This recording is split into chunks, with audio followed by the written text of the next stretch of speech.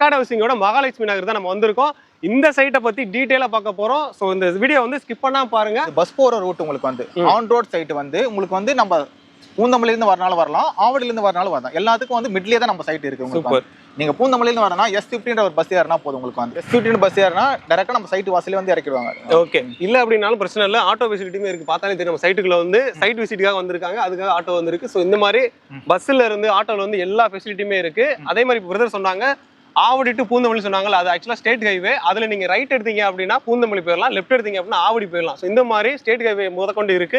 Okay bro, அதை நம்ம connectivity அப்புறம் பார்க்கலாம். இப்போ சைட்டுக்குள்ள என்னென்ன இருக்கு அதை சொல்லுங்க ப்ரோ. நம்ம சைட் வந்து லான்ச் பண்ணி 1.5 month தான் ஆகுது. ஓகே. இந்த 1 monthலயே உங்களுக்கு வந்து 50% பிளாட்ஸ் வந்து சோல்ட் ஆயிடுச்சு.